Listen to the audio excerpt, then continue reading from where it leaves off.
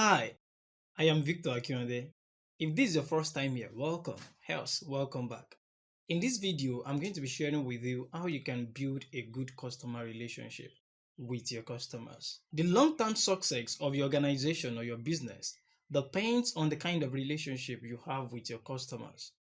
Definitely, customers constantly evaluate the kind of relationship they have with businesses they want to patronize before they even patronize them. So, if you are not really impressing them, eventually your business might actually get dumped and they won't buy from you. Eric Philip Kowa once said something that everyone in our lives or everyone we have in a relationship with actually has something written on their forehead which is invisible, and that is make me feel important, and you need to treat them accordingly. So your customer actually want to feel important too.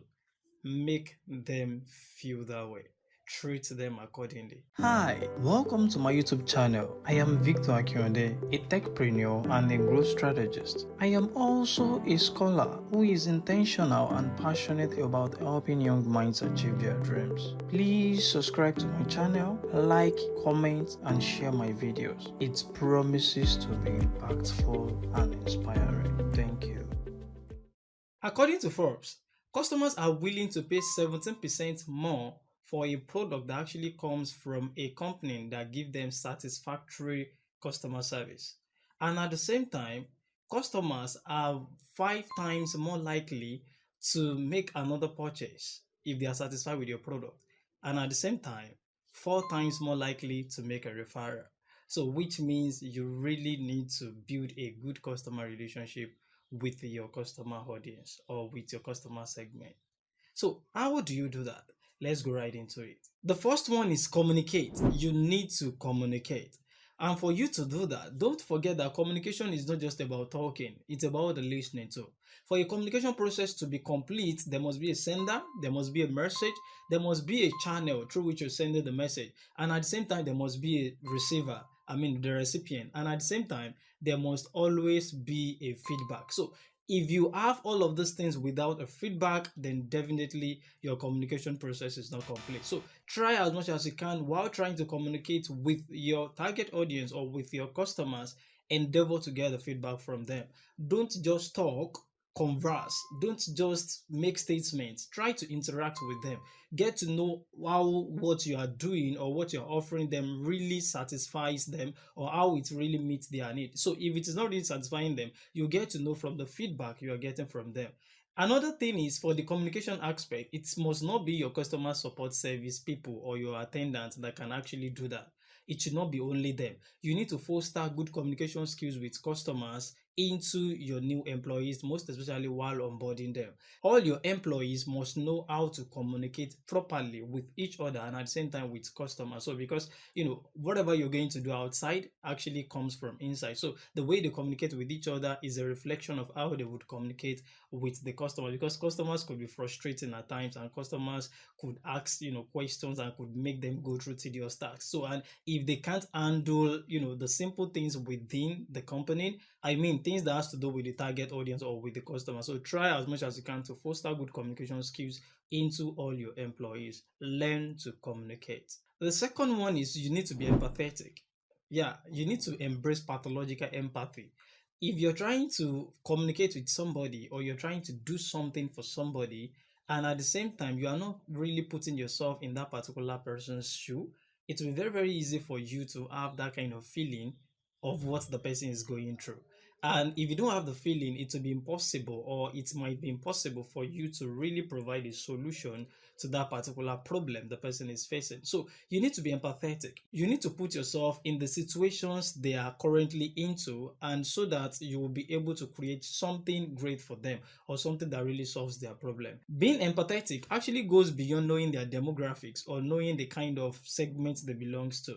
It boils down to you understanding their motivation, understanding the why they are actually using your product, and trying to know the problems they are facing, putting yourself in that kind of situation, understanding that problem, feeling the problem, and trying to provide solutions to it. So please embrace pathological empathy. Try to be empathetic so that you'll be able to provide real solutions to their problem, and at the same time so that you'll be able to build good customer support or good customer relationship with them. And while you're being empathetic, try to create a detailed buyer personas that actually explore the tangible factors that really drives your customer's audience or your customer segment to make purchase decisions. Try to do this. The third one is you need to prioritize customer experience. This is very, very important because it is an integral part of the strategies that helps you to maintain a good customer relationship with your target audience or with your customer segment. According to research, companies who have good and great customer experience actually bring in 5.7 times more revenue compared to their competitors that lack customer experience. Which means this is very, very important. You need to go beyond your customers' expectation. You need to surpass whatever they are actually expecting from you or from your brand. And prioritizing customer experience actually has three benefits, which are customer loyalty, retention, and referrals.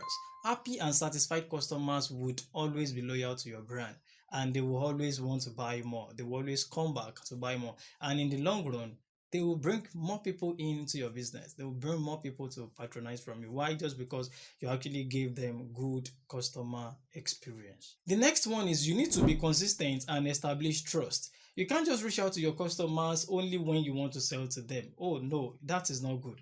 You need to keep them in the loop. You need to keep engaging them and keep in touch with them. Your customers never wanted to be neglected. You yourself, you should ask yourself a question. If somebody only reaches out to you only when they need you, how would you feel? Yeah, that is the same way your customers would feel. So keep them in the loop, keep engaging them, keep in touch with them, keep connecting with them. Try to ensure that you're having a continuous conversation with them. And by the time you want to sell, they would always give you a listening ear, and it will be very, very easy for them to pull out the money out of their purse or out of their pocket to patronize you or to buy your product. The last one that I'm going to discuss in this video that can actually help you build good relationship with your customers is appreciating your customer segment or appreciating your customers, most especially the loyal ones. Try to develop loyal programs. Try as much as you can to endeavor to reward your loyal customers. At least for people who has actually been patronizing you for a longer period of time, try to reward them. Try to give them samples, try to give them gifts, try to even give them more discount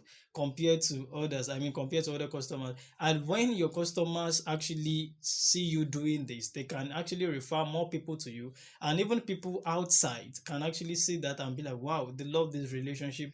And even without being referred, just because they actually saw what you're actually doing to your customers or to your loyal customers, they will always want to be loyal to you because they would always want to be rewarded too. So try as much as you can to appreciate your loyal customers. Thank you so much for seeing this video to the end. I remain myself, Victor Akionde, and one of the things that can actually help you in getting all of the 5 points I've actually listed above done easily is by having a customer relationship management tools. For example, we have HubSpot and others. So try and get good customer relationship management tools that can actually help you gain insights, that can help you to know what your customers like, what they don't like, that can help you know how they spend, their spending journey, their spending reactions, or how they really act or react towards a particular thing you're doing or towards a particular product you're selling to them. So if you actually have this kind of tool, it will be very, very easy for you to carry out all of the 5 points I've actually mentioned above.